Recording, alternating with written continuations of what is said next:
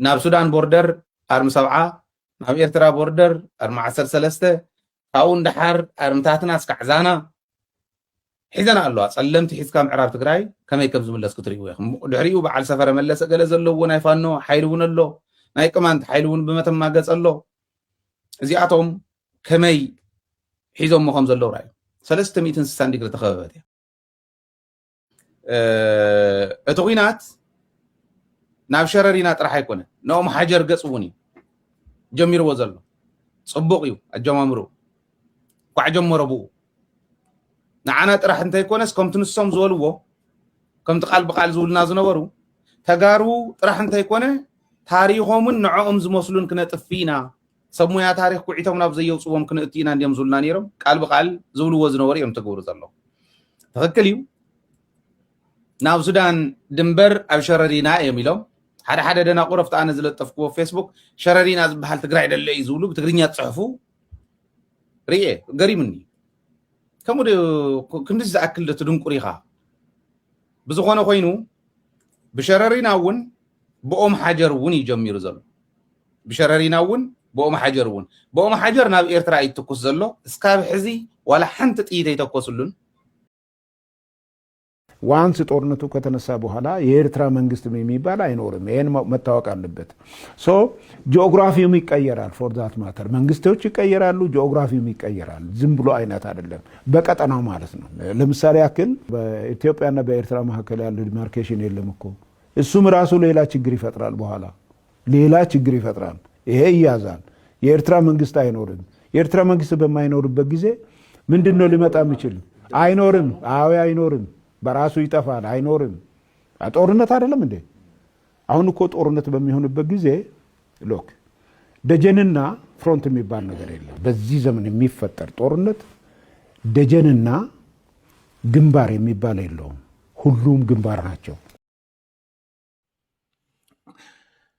ሰላም የአብሪ ሚዲያ አድማጭ ተመልካቾቼ ነው የሰዓቱን መረጃ ይዤላችሁ ቀርብ ያለው ይሄን የሰዓቱን መረጃ ያው ከመጀመሪያ በፊት መጀመሪያ ላይ ያዳመጣችኋቸው ቪዲዮዎች አሉ እነዚህ ቪዲዮዎች ምንድነው የሚያያይዛቸው ለምንድነው ተከታትለው የቀረቡት አንዱ ካንዱ ጋር ያለው ትስስር ምንድነው ትሉኝ ይሆናል እነዚህ ቪዲዮዎች በሙሉ የሚነግሩን ስለ ምዕራብ ትግራይ ነው ምዕራብ ትግራይ ከፍተኛ የቀጠናውን ጦርነት ለመጀመር ታስቦ መሳሪያ የተከማቸበት ሰራዊት ግዙፍ ሰራዊት በአካባቢው የተገነባበት ምሽግ የቆፈረበት እና ትስስርም የፈጠረበት ነው ያንን ትስስር በመተማመን በአጭር ጊዜ የኢትዮጵያን መንግስት እናንበረክካለን በሚል ትንታኔ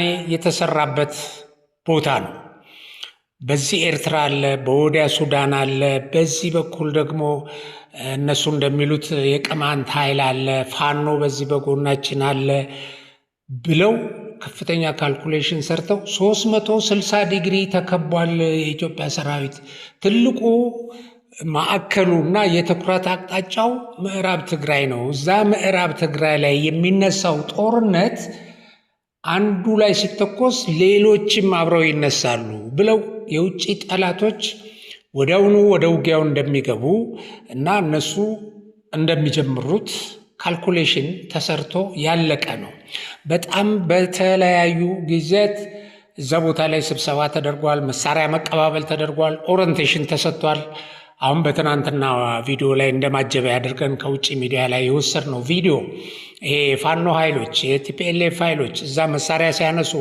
ሲንቀሳቀሱ የምታዩቸው ይሄን ጥምረት በፈጸሙበት ጊዜ የተቀረጸ ነው ዛሬም ደግመን ያው ይሄንን ቪዲዮ እንመለከታለን እና ኃይሌ ደደቢት ምንድነው የሚለን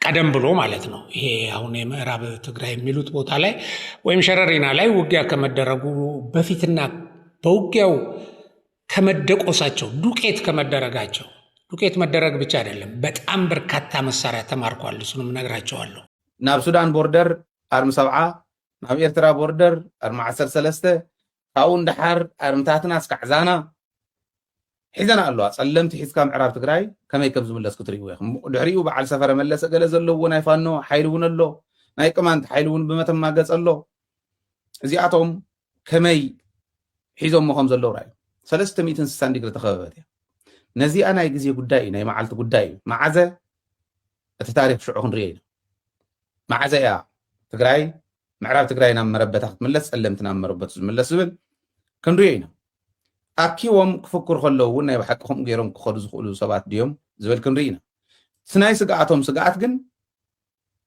ኣኪቦም ዝምለስ ትግራዋይ የለን ምባሎም ኣይኮነን ኣይትጠራጠሩ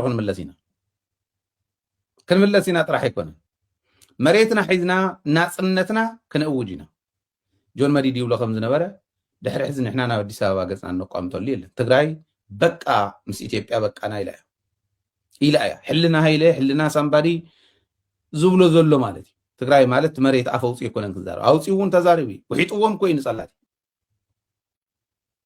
ከወልዕና መፅኦም እንታይ ከም ዝወፅሖም ንፈልጦ ኢና ሕጂ እንታይ ይግበረሎም ምዕራብ ትግራይ ብዕለት 2/11/2018 ኣኼባታት ነይሮም እዮም ግፋታት ግፋ እኒሄ ሕያል ግፋ ኣብ መብዛሕትአን ጣብያታት ግፋ ኣሎ ኣኼባታት እውን ከም ዝበልክኹም ቅድም ኢላ ከም ዝበልክዎ ነይሩ ኬላ ዋርድያ ብህዝቢ ይተሓሎ ተባሂሉ ህዝቢ ኢንፎርሜሽን ንሕወሓት ክበልና ይኽእል እዩ ኢንፎርሜሽን ንቲዲኤፍ ክበልና ይኽእል እዩ ቲዲኤፍ ከዓ ቀረባ እዮም እኒአው ህዝቢ ሕልንኡ ምስ ህዝቢ ትግራይ ምስ መንግስቲ ትግራይ ምስ ሰራዊት ትግራይ እዩ ዘሎ ስለዚኹም ዝተገርና እየዋፀናን ኢሎም ኬላታት ብሰራዊት ኢትዮጵያ እሙናት ብዝብልዎም ክሕልው ገይሮም ኣሎ ማዓት ኬላ እና እዛ ላይ እንደምትሰሙት ምን ይላል በቃ በዚህ በኩል አርሚ ሰባ አለ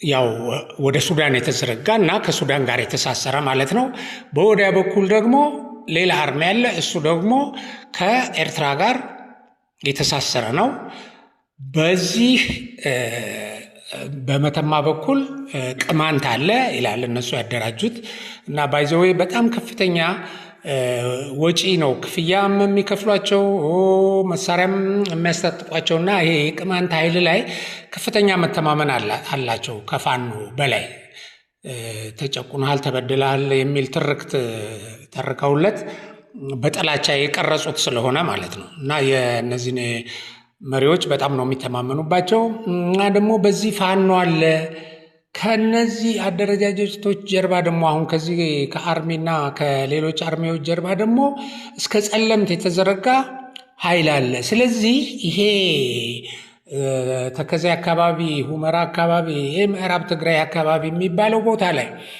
ያለው የኢትዮጵያ ኃይልና ይሄ ተከዜ ሚሊሻ 360 ዲግሪ ነው የተከበበው ይለናል ኃይሌ ደደቢት ከጦርነቱ በፊት በሰራው ትንታኔ ባይዘዌ እጃቸው ላይ ባለው ነገር ላይ ተመስርቶ ነው ያንን የሚነግረን ይሄን ሲነግረን ግን ሚስጥር ያወጣ መሆኑን አያውቅም ያው ማለት የቲፒኤልኤፍ ጀነራሎችም እኮ ይፎክሩበታል ይሄንን 360 ዲግሪ እዛ ቦታ ላይ ከበነዋል ከውጭ ኃይሎች ጋር ተሳስረናል ከኢትዮጵያ ጠላቶች ጋር ተሳስረናል የጽምዶ ዋናው አቅሙ በቃ ይሄንን የኢትዮጵያን የፌደራሉን ኃይልና የተከዜን ሚሊሻ መጥቶ ጦርነቱን ቀጠናዊ የሚያደርግበት አካባቢ ነው ብሎ ነው የተነተነው ስለዚህ ምን ይለናል እንግዲህ በጣም ኦቨር ኮንፊደንስ ሆኖ ማለት ነው አሁን አንዳንድ ሰዎች ምዕራብ ትግራይን ማስመለስ አይቻልም ይላሉ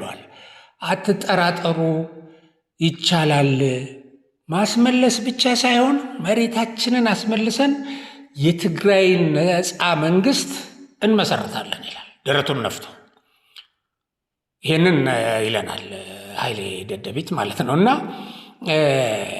ሉክ ያ ቦታ በዚህ ደረጃ የተተነተነ በዚህ ደረጃ እምነት የተጣለበት ነው የተለያዩ ሚዲያዎችም ሰምታችሁ እንደሆነ አጭር ጊዜ ነው እቺን አዲሱን ዓመትም አይደርስም የአብይ አህመድ መንግስት በቃ እያሉ እየቦረቁ የሚነግሩን በዚህ መረጃ ላይ ተመስርተው ነው እስቲ መጀመሪያ ላይ ከሰማችሁት የኃይሌ ደደቢት ሌላ ደግሞ ስታሊን ገብረስላሴን አዳምጡት ስታሊን ደግሞ አልነግራችሁም አንድ ከባድ ወታደራዊ ሚስጥር አለ ብነግራችሁ ደስ ባለኝ ይላል እኔ ስሰማው በጣም ነው የተደሰትኩበት እና ግን ወታደራዊ ሚስጥር እንደው ስለሆነ ግድ የለም አልነግራችሁም፣ ግን በጣም የሚያስደስት ዜና ነው ይለናል። ይሄን ያለን ከዚህ ከሸረሪና ላይ ከሞከሩት ጥቃት በፊት ነው።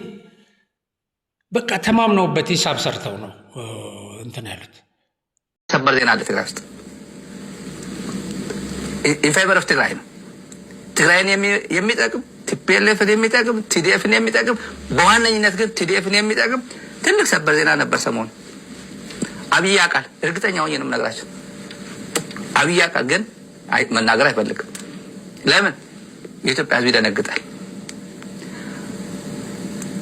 በቃ ከፈለገ ከሱ ስሙት ወይም በፋርሴ ቡላዎች ያውጣው እሱ በፋርሴ ቡላ። እኛ እናወጣ ለአብይ ነው የምናገር። እኛ አናወጣ በራስ ኢንተለጀንስ ለመቼ ገንዘብ ከፍላለን እንደ ኢንተለጀንስ ምታ ግን እንደነበረ ታውቃለህ። እዚህ አጋጣሚ ማለት ነው። ለዚህ ነው ፈገግ ብዬ የምነግራቸው። ሰማችሁት አይደል? ስታሊን ኦኬ፣ ምን ሰማ ስታሊን? ይሄን ተማምኖበት ይሄ ድል እንደሚያደርጉበት በዚህ እንቅስቃሴ ምንም ጥርጣሬ ያልነበራቸውም እንደ ሌሎቹ ቅጥረኛ አክቲቪስቶች ሁሉ በዚህ ጊዜ ይወድቃል ምናምን ብለው እንደፎከሩት ሁሉ ሌላ ምንም እንትን አልነበራቸውም። እዛ ጋር ስንተኩስ ኦኬ የኢትዮጵያ መከላከያ ሰራዊት ገብቶ ይሄን ለመመከት ሲሞክር ሱዳን ይገባል፣ ኤርትራ በዚህ በኩል ትገባለች፣ ፋኖ በዛ በኩል አለ፣ ቅማንት በዚህ ያለ፣ የእኛ ኃይል ከቦታል። ከዚህ በኋላ ኃይሉን ከሌላ ቦታ እያንቀሳቀሰ ለመከላከል ወደዚህ ሲመጣ ይመታል።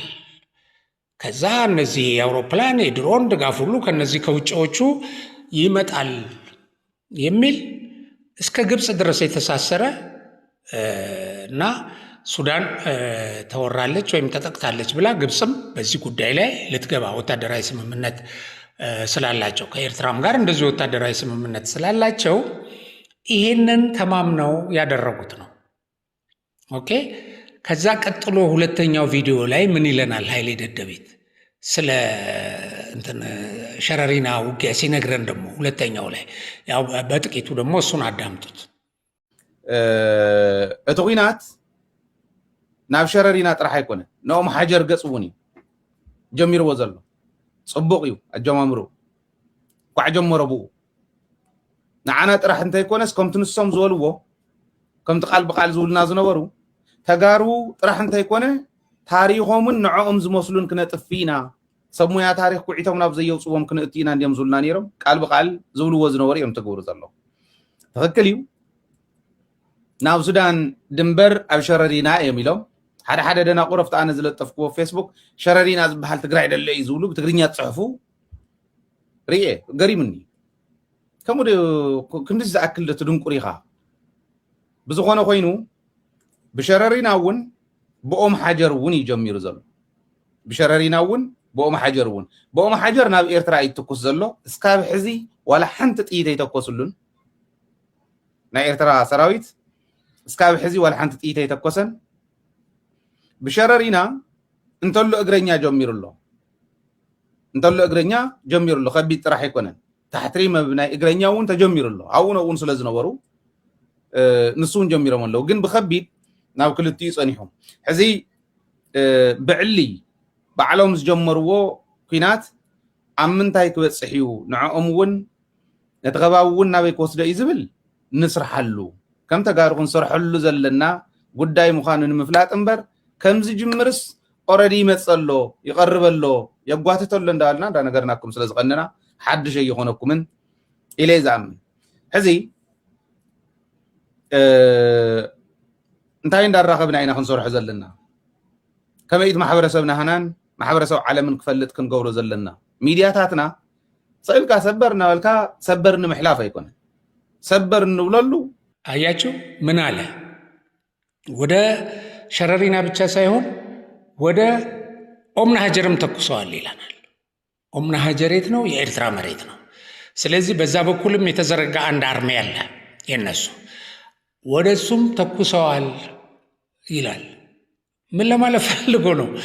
ኤርትራንም ተነኮሱ እነዚህ ሰዎች ይልና ይሁን እንኳን አደረጉ። ልብ አድርጉ። አሁን ጦርነቱን ጀምረው ይላል። ልክ ይሄ ጦርነት እንደሚቀጥል አይነት ነገር ወደ ሱዳንም ተኩሰዋል፣ ወደ ኤርትራም ተኩሰዋል። ኤርትራ ምላሽ አልሰጠም። ግን ራሳቸው በራሳቸው ነግረውናል ይሄን ነገር እና ጥሩ ነው እንኳን አደረጉት ይላል። አየህ፣ ስለዚህ ለምን ይሄ ኤርትራን ያስነሳል፣ ግብፅን ያስነሳል ይላል። እኛም ለዓለም አቀፉ ማህበረሰብ እናሳውቃለን ይላል። የእኛ ሚዲያዎች ሰበር እያላችሁ ብቻ ዜና መስራት ላይ አታተኩሩ፣ አሳውቁ። ይሄን ነገር በትክክል ዓለም አቀፉ ማህበረሰብ እንዲያውቀው። እንግዲህ ኢትዮጵያ ለምን ቀጠናው ላይ ተነኮሰች ተብሎ ለሚወሰደው እርምጃ ድጋፍ እንዲያገኙ ማለት ነው። ኤርትራ አልተኮሰም ይላል እና በሌላ ቪዲዮም ላይ እንደውም እነዚህ እንቅልፋም የኤርትራ መሪዎች የማይረቡ ይላል። የማይረቡ ይሄንን እንትን አድርገው ትግራይን አጋፍጠው እነሱ ቁጭ ብለዋል ይላል። አሁን እሱም ቪዲዮም እዚህ ላይ ካገኘው አጋራቸዋለሁ። እና ትግራይን አጋፍጠው እነሱ እጃቸውን አጣጥፈው ምን እስኪሆኑ ነው የሚጠብቁት? እነሱ ሳይሞቱ ተጋሩ ሞቶ እነሱን እንትን እንዲያደርግላቸው ይፈልጋሉ ይላል። ሕዚ ደናቁር ረኺቡ ስለ ዘሎ ሻዕብያ ካብ ባዕሉ እቲ ኩናት ካብ ባዕሉ ዘርሕቀሉ እዩ ዝምኩር። ኦኬ እንግዲህ ይሄንን ካል ወደ ጀነራል ባጫ መልእክት እናምራ። ጀነራል ባጫ ምን አሉ? ይሄ ጦርነት ከተጀመረ አሉ ጂኦግራፊው ይቀየራል። የኤርትራ መንግስት የሚባል አይኖርም በትክክል ይላሉ። ቺን ስላወቀ ሻዕቢያ አልተኮሰም። አሁን እዛ እንትን ላይ ይሄ ነው ይሄ ቀጠናዊኑ ውጊያ እዛ ለመጀመር ነበረ ያሰቡት። ኦፍኮርስ ቲፒኤልኤፍም ይሄ ውጊያ ከሚከፈትበት በጣምራ ከሚከፍቱበት ቀደም ብሎ የተኮሰበት ምክንያት አለው። የሁመራ በረራ ይጀመራል ተባለ። ከአንድ ቀን በኋላ ይሄ በረራ መጀመር ወታደራዊ ቁሳቁሶችን ለማመላለስ፣ ወታደራዊ አውሮፕላኖችን ለማመላለስ፣ ሌሎች እነዚህ የጦር አውሮፕላኖችን በቅርበት ለማሳረፍና ውጊያውን ለመደገፍ ብለው ትንታኔ ሰርተው በአስቸኳይ ይሄን ነገር ማቆም እንዳለባቸው የታዘዘ ኃይል ትንኮሳውን ጀመረው። ግን የኢትዮጵያ መንግስት በጣም ዝግጁ ስለነበረ ያው ድምጥ ማጣቸውን አጠፋቸው። በዛች በሞከሯት ሙከራ ማለት ነው ድምጥ ማጣቸውን አጠፋቸው።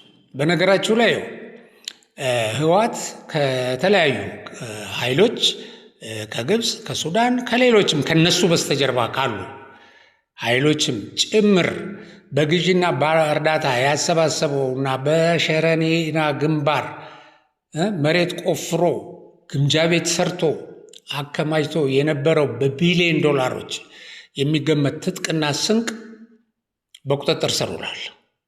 በቁጥጥር ስር ውሎ እየተጓጓዘ ነው። አሁን አንዳንዶቹ እዚህ በምስል የምታዩዋቸው ናቸው።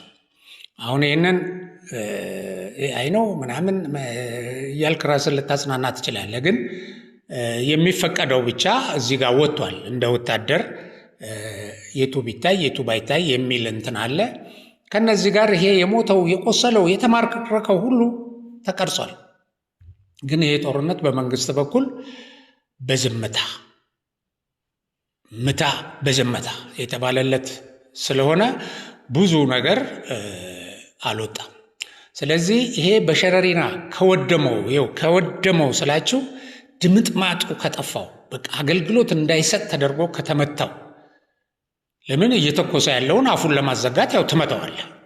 ስለዚህ ከወደመውና እዛ በቃ ከተቃጠለው የጦር መሳሪያ ባሻገር በርካታ በምርኮ የተያዘ አለ። እየተጓጓዘ ነው። ተጓጉዞ አላለቀም ወንድሜ፣ ተሰባስቧል፣ እየተጓጓዘ ነው። እና አሁን ደግሞ ቆይቶ በወጡ መረጃዎች ከሸረሪና ካምፕ ወጣ ብሎ ግዴማ በተባለች ቦታ መጋዘን ውስጥ ደግሞ ከመሬት በታች በኮንክሪት በተሰራ ግዙፍ ምሽግ ተጠራቅሞ የነበረ ተተኳሽ የቡድንና የነፍስ ወከፍ መሳሪያ፣ ሮኬት፣ የአጭርና መካከለኛ ርቀት ሚሳይሎች፣ አርፒጂ 7፣ የሳተላይት ስልኮች፣ የሬዲዮ መገናኛ፣ የቅኝት ድሮኖች፣ የመኪና መለዋወጫ ተተኳሾች በብዛት እና ለጊዜው ደግሞ ምንነታቸው ገና ያልተለየ የጦር መሳሪያዎች ገቢ ተደርገዋል። አንድ ሰው በዚህ ጉዳይ ላይ በጻፉት ትንታኔ ጉዱ ገና ነው ይላሉ። እነዚህ የተማረኩ የተለያዩ አገር ስሪት የሆኑ ከተለያዩ አካላት ለዛ ቀጠናው ላይ ለሚበጠብጡ ኃይሎች የተላኩ መሳሪያዎች አሉ። እነዚህ መሳሪያዎች ሲታዩ ከአሸባሪ ኃይሎች ይሄ መሳሪያ እንዳያዘዋውሩ ወይ እንዳይሸጡ ከተከለከሉና በዓለም ላይ አደገኛ ተብለው ከተፈረጁ ሀገራት ጭምር የመጡ መሆናቸው ስለሚታወቅ ሌላ ጣጣ ይዞ ይመጣል። ይሄ ቡድን ከማጋር እየሰራ እንደሆነ ወይም ጠቅላላም እነዚህ ጸረ ኢትዮጵያ ኃይሎች ከማጋር እየሰሩ እንደሆነ የሚያሳይ ነው። ስለዚህ እንግዲህ በትናንትናው ዕለት ብቻ ከሸረሪና እና ግዴማ ካምፕ ብቻ 31 ከባድ ተሳቢ ተሽከርካሪዎች ከህወሓት የተማረኩ የተለያዩ ትጥቆችን ወደ ሁመራና ዳንሻ ከተማ አጓጉዘዋል ይለናል። ይህን አስመልክቶ የወጣው መረጃ ከግዴማ አቅራቢያ የተዘጋጀ ተጨማሪ ግዙፍ የጦር መሳሪያ ማከማቻ ዲፖ መኖሩንም ምርኮኞች በማረጋገጣቸው ያው በዛሬው ዕለት ፍተሻ እየተደረገ ነው። ለነገሩ ምርኮኞች ማረጋገጥ ብቻ ሳይሆን የኢትዮጵያ መንግስት ከዛ በፊትም በመረጃ ያቆመዋል። እንግዲህ ሁላችሁ ህወሓት በራሱ አርጩሜ በደንብ እየተገረፈ እየተለበለበ ነው እና ይሄ ማነው ደደቢት ባደረገው ንግግር ኃይለ ደደቢት ምን ብሎናል? ኤርትራ አልተኮሰም ይላል። እንኳን አልተኮሰ ይኸውልህ፣ ቢተኩስ ኖሮ ጀነራል ባጫ ያሏት ነች አፕላይ የምትሆነው። ገብተዋል። አሁን የዚህ የሁለቱ ነገር ትስስር ይሄ ነው። እንኳንም አልተኮሰም። አሁን አንዳንድ ሰዎች የኢትዮጵያ ሰራዊት በድሮንም ተመቷል፣ ሱዳን ድሮን ተኩሷል ይላል። አልተኮሰም፣ መብድ አይደለም የኔ ወንድም። ይሄንንም ነግረውናል። ይሄ ግንባርና ደጀን የሚባል የለም። እዚህ ጋር ስተኩስበት ካርቱም ላይ ነው። ምንም የሚከለክልህ ነገር የለም። ጦርነት ነው። ጦርነት ከፍቶብሃል። ጦርነት የከፈተው ኃይል ቦታ መርጣ አይደለም የምትወጋው፣ ወይም እዚህ ጋር ነች ጦርነቷና ከዚህ አትለፍ የሚባል ነገር የለም። እኔ የጄኔራሉን ንግግር እንደገባኝ ሳብራራው ስል ያልገባኝ ነገር ሊኖር ይችላል እያልኩ አይደለም። ግልጽ ነው የእሳቸው ንግግር እና ምንድን ነው አሁን አንዳንድ ሰው ያው ወታደር ያልሆነ ሰው ምን ማለት ነው ይሄ ይላል። ለምሳሌ እሳቸው ንግግር ላይ ምን ይላሉ? ደጀንና ግንባር የሚባል የለም ይላሉ። እናዳምጠው ድጋሜ። ዋንስ ጦርነቱ ከተነሳ በኋላ የኤርትራ መንግስት የሚባል አይኖርም። ይሄን መታወቅ አለበት። ሶ ጂኦግራፊውም ይቀየራል። ፎር ዛት ማተር መንግስቶች ይቀየራሉ፣ ጂኦግራፊውም ይቀየራል። ዝም ብሎ አይነት አይደለም፣ በቀጠናው ማለት ነው። ለምሳሌ ያክል በኢትዮጵያና በኤርትራ መካከል ያለ ዲማርኬሽን የለም እኮ። እሱም ራሱ ሌላ ችግር ይፈጥራል። በኋላ ሌላ ችግር ይፈጥራል። ይሄ ይያዛል። የኤርትራ መንግስት አይኖርም። የኤርትራ መንግስት በማይኖርበት ጊዜ ምንድነው ሊመጣ የሚችል? አይኖርም። አይኖርም። በራሱ ይጠፋል። አይኖርም። ጦርነት አይደለም እንዴ? አሁን እኮ ጦርነት በሚሆንበት ጊዜ ሎክ ደጀንና ፍሮንት የሚባል ነገር የለም። በዚህ ዘመን የሚፈጠር ጦርነት ደጀንና ግንባር የሚባል የለውም። ሁሉም ግንባር ናቸው። ይሄ ማለት ምንድን ነው? አስመራና በባድመ አካባቢ ያለው ግንባር አስመራ ደጀን ሆኖ ባድመ ግንባር ሊሆን አይችልም። ሁለቱም ግንባር ናቸው። ካርቱም ደጀን ሆኖ አልፋሻ ግንባር አይሆንም። ሁሉም አንድ ናቸው። ስለዚህ የሚሆነው ነገር ምንድን ነው? መንግስታትም ይቀያየራሉ። ጂኦግራፊም የሆነ ያን የሚፈጠር ነገር ይኖራል። አሁን ይሄ እዚህ ይሆናል፣ ይሄ እዚህ ይሆናል ብዬ ያን ማድረግ አልችልም። ነገር ግን ሪዛልቱ ይሄ ነው። ይሄ ግን አያስፈልግም።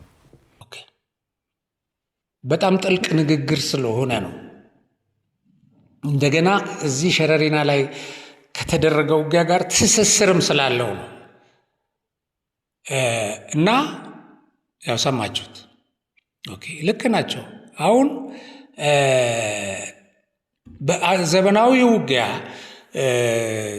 ደግሞም አንድ ዘመናዊ ጦር የሀገሩን ሉዓላዊነት ለመከላከል የቆመ ጦር እዚች ድንበር ላይ ወይ በሆነ ቦታ ላይ መጥቶ የሚተኩስበትን በመምታት አይደለም ራሱን የሚከላከለው። ቤዙን፣ ማዘዣውን፣ ኮማንድ ፖስቱን፣ የስበት ማዕከል የሚባሉ አሉ። ይሄ በቃ መሪው ምኑ ያለበትን ትመተዋለህ። ይሄንን ጦርነትም አሁን የዘመናዊ ትጥቆች ትልቁ ጥቅማቸው ይሄ ነው። ስለዚህ እዚህ ጋር ክላሽ ይዘህ ምሽግ ውስጥ መጥቶ የተኮሰብህን ነው እሱን መምታት ነው ብለህ የምትተነትነው አይደለም። የዘመኑ ውጊያ በቃ እንደሱ አይደለም። ኢትዮጵያም ያደረገችው ዝግጅት በመሰረቱ ዝግጁነቷ፣ የሰራዊቱ ዝግጁነት እንደዛ አይደለም። ይህንን ነው የሚያስረዳው የጀነራሉ ንግግር። ስለዚህ በተኮስክ ቅጽበት የትም ይሁን የትም ከዛ በኋላ አትኖርም። ከዛ በኋላ ያ ሀገር ይሄ ድንበሬ ምናምን ያልከውም የለም፣ የተሰመረ ድንበርም የለም። የትም ሆነን እንዋጋለን። ጠላቶቻችን ያሉበት ቦታ ሁሉ የተኮሱብን እዚህ ፊት እንዲተኩስ ትእዛዝ የሰጠውን ማለት ነው። ይሄንን ልትረዱ ይገባል። የቲፒኤልኤፍ አመራሮች ይሄ ሚዲያ ላይ ወጥተህ ትንታኔ ልትሰጥ የምትሞክር አሁን ቦርቃ በቃ እዚህ ጋር ያለ የሚገርማችሁ ይሄ ምዕራብ ትግራይ ላይ ማለት ይሄ አሁን በሱዳን ቦርደር አካባቢ ይሄ ጽምዶ የተደራጀበት በተለያየ ጊዜ ስብሰባ እየተደረገ አንዳርጋቸው ሁሉ ከውጭ መጥተው ከምን የተደረገ ቦታ ኢትዮጵያን ለማጥፋት በቃ መሰረታዊ ነው ተብሎ ተስፋ ተደርጎበታል። በቃ አንድ በተተኮሰ ቅጽበት ይሄ 360 ዲግሪ የከበበ ኃይል አለ። የውጭውም የሀገር ውስጥም ተባብሮ በአጭር ጊዜ ያጠፋዋል ምናምን የሚል ትንታኔ ሰርተው እኮ ቢገፈትሩት በምናምን የሚሉህ እኮ እሱም ተማምነው ስለሱ የተነገራቸውን ነገር ይዘው እኮ ነው። በቃ የለም እችን ዓመት አይደርስም 6 ወር አይደርስም ሲልህ እዛ አስጎብኝተውት ይሄ ነው ዝግጁነታችን ያሉት ነው። አሁን አንዳርጋቸው ባለፈው ወጥቶ 6 ወር ነው እድሜዋል። እና ይሄ ምንድን ነው እነዚህ ሰዎች እስቲ የተማመኑት ተብሎ ትንታኔ ሲሰራበት የቷ ነች ትልቁ ቤዛቸው? የት ጋ ነው የሰሩት? ትስስር ፈጥረው ኢትዮጵያን ሊያጠቁ የሚችሉት የት ነው? ከዛ በኋላ እነሱም እየቦረቁ እያስመረቁ ምን እያሉ ምናምን ከዛ ወጥተው ያው እንደዚህ አይነት እንደ ኃይለ ደደቢትና እንደ እሱ ራሱ እንደጠቀሰው አሁን እንደ ጆን መዲድ አይነት ወጥተው በቃ ይህ መንግስት ቀብረን በሱ ህልውና ላይ እንመሰረታለን። የት ነው የሚቀብሩት? እንዴት ነው እንቀብረዋለን ብለው የተማመኑት እንል ነበረኛ። ይሄ ሚስጥር ይሄ መረጃ ሳይደርሰን አሁን ሸረሪና ሲመታ ነው ጉዱ የወጣው። እና አደብ ገዝተው ግን እነዚህ ሰዎች እዛ ጋር ስንተኩስ ሱዳንን ሉዓላዊነት ተደፍረዋል። ምክንያቱም ሱዳን ውስጥ ነው ይሄ የተተኮሰው፣ ድንበር ውስጥ ነው፣ ድንበር አልፏል። ኤርትራን በዚህ በኩል ወይ ወደ ኡምና ሀጀርም ስለተተኮሰባት ትተኩሳለች ብሎ ነበር። ይኸውልህ አይተኩስም። አንተ እየሞትክ እሱ ፍላጎቱን ለማርካት የተዘጋጀ ኃይል ነው ሻዕቢያ። በቃ ገብተዋል። አሁን ብዙዎችም በነገር ላይ እኔ በጣም የማደንቃቸው ያው ጸረ ኢትዮጵያ አቋማቸው የማያወላውል መሆኑ ቢታወቅም ግን ለትግራይ ይጎዳል ብለው በማሰብ ሲገልጹ እና አሉላ ኤርትራ ተጋሩን በማዋጋት አቅም ስለሌለው ተጋሩን በማዋጋት ጦርነቱ ወደሱ እንዳይመጣበት ነው የሚፈልገው ይላል። ስለዚህ ኡምና ሀጀር አካባቢ ተኩሳል፣ ግን ሻዕቢያ አልተኮሰም። አዎ አይተኩስም፣ መሞቻው ስል መሆኑን ስለሚያውቅ ያው አምባሳደሩ ነገሩ ጀነራል ናቸው። በነገር ላይ ያው ምለው ወታደራዊ ስንት አመራር የመሩ ጀነራል ያውቁታል። መሬት ያነባሉ፣ የጦርነትን አካሄድ የዘመኑን ጦርነት ያነባሉ፣ መጽሐፍም ጽፈዋል ባይዘው እና ይሄ ነው። እችን ስለሚያውቅ ሻዕቢያ ትንፍስ አላለም። አንድ ጥይት አልተኮሰም። እዛ አጠገቡ አፋፉ ላይ አሁን እኮ ልክ ነው። ኦምና ሀጀር ከሁመራ ከተከዘ 5 ኪሎ ሜትር ነው። ይሄ አሁን ጦርነት የተካሄደበት አጠገቡ ነው። ምንም አላለም ብሎ ሊወቅሰው ይፈልጋል። ግን ሻዕቢያ አያረጋትም። ራሱን ለማጥፋት አይሞክርም። ከተጀመረች ወዴት እንደምታመራ ስለሚያውቅ የሁላችሁ የኢትዮጵያ ሰራዊት ዝግጁነት በዚህ ደረጃ ነው ያለው እና ይሄ ሸረሪና ደጋግሜ ይዤላችሁ የቀረብኩት ወይም ይሄ የምዕራብ ትግራይ በሚል እየጠሩ የሚዋጉበት ወይ ስትራቴጂክ ቦታ አድርገው የተለያየ የጦርነት እቅድ ነድፈው ለጽምዶ ትስስር ዋና ቤዝ አድርገው ሲርመሰመሱበት የነበረው ቦታ በዚህ ደረጃ ከኢትዮጵያ ህልውና ጋር በጣም የተያያዘ ነው። ጠላቶቻችን በጣም የተማመኑበት በቀጣይም በወደፊትም እኔ ደግሜ ነግሬያቸዋለሁ።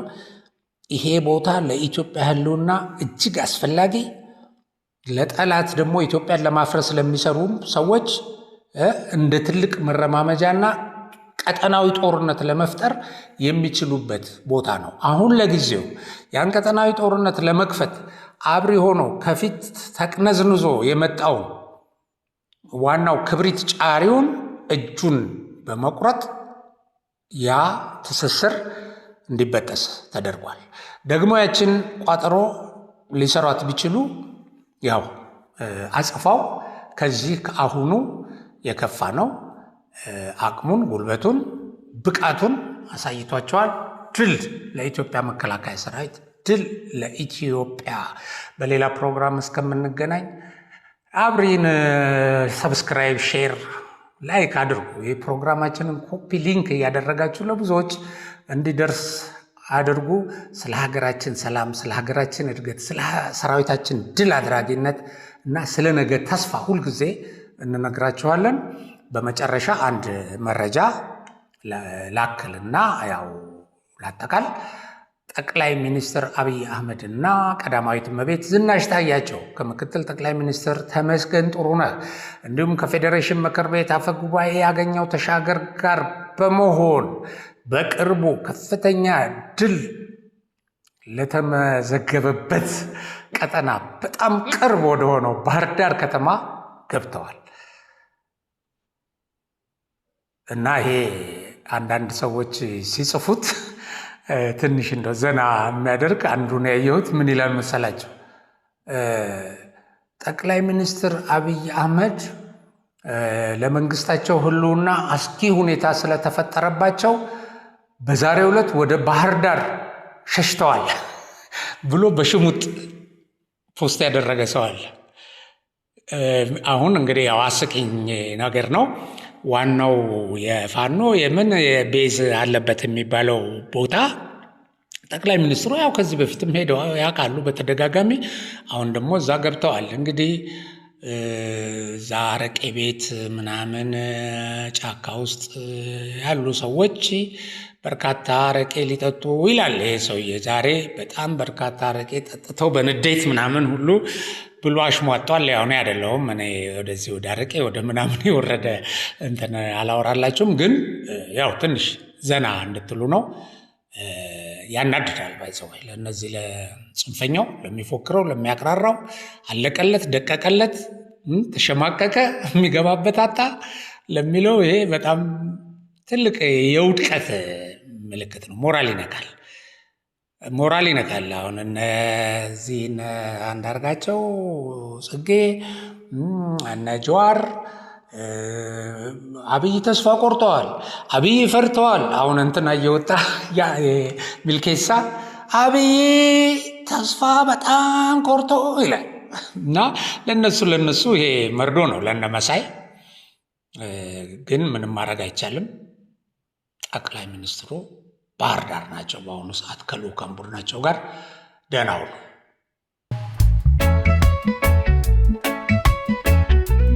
ይህ አብሪ ሚዲያ ነው። አብሪ ሚዲያ አንድነትና ፍቅርን በማጎልበት ሰላምና እድገትን በማስፈን ረገድ የበኩሉን አስተዋጽኦ ለማበርከት የሚሰራ ሚዲያ ነው። አብሪ ብሩህ ዘመንን አብሳሪ። አብሪ ሚዲያን ሰብስክራይብ፣ ሼር ያድርጉ።